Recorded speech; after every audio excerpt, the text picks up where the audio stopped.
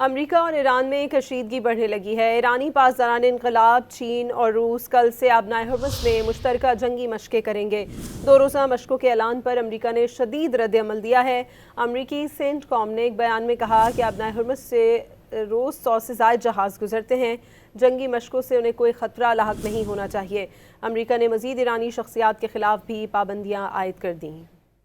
ایرانی پاسداران انقلاب کی جانب سے آبنائے ہرمز میں کل سے 2 روزہ بحری مشقوں کے اعلان پر امریکی سینٹرل کمانڈ نے خبردار کر دیا۔ امریکی سینٹرل کمانڈ کا کہنا ہے کہ پاسداران انقلاب کے کسی بھی غیر محفوظ اقدام کو برداشت نہیں کیا جائے گا۔ امریکی سینٹرل کمانڈ کا مزید کہنا تھا کہ آبنائے ہرمز سے روزانہ 100 سے زائد تجارتی جہاز گزرتے ہیں۔ ایرانی مشقیں محفوظ اور پیشہ ورانہ انداز میں ہونی چاہیے۔ امریکہ نے ایران کے وزیر داخلہ، ایرانی پاسداران انقلاب کے انٹیلیجنس چیف، 3 علاقے کمانڈرز، ایرانی سرمایہ کار سمیت ایک سینئر سیکیورٹی اہلکار کے خلاف تازہ پابندیوں کا بھی اعلان کر دیا۔ دوسری جانب ایران نے یورپی یونین کے ان ممالک کی مسلح افواج کو دہشت گرد قرار دینے کا اعلان کر دیا جن کی جانب سے ایرانی پاسداران انقلاب کو بلیک لسٹ کیا گیا ہے، جبکہ ایرانی پارلیمنٹ کے اسپیکر محمد باقر نے یورپی یونین کو شدید تنقید کا نشانہ بنایا۔ امریکہ اور ایران کے درمیان کشیدگی میں متحدہ عرب امارات اور مصر نے سفارتی حل پر زور دیا۔ متحدہ عرب امارات کے صدر شیخ محمد بن زید ال نہیان نے ایرانی ہم منصب پزشکیان کو فون کر کے کہا کہ وہ خطے میں سیکیورٹی اور استحکام کی حمایت کرتے ہیں۔ دوسری جانب روس کے صدر ولادیمیر پوٹن نے ایران کے سپریم نیشنل سیکیورٹی کونسل کے سیکریٹری علی لاریجانی سے ملاقات کی۔ ممکنہ امریکی حملوں کی اطلاعات کے بعد ایران نے بحری جنگی مشقوں کا اعلان کیا تھا۔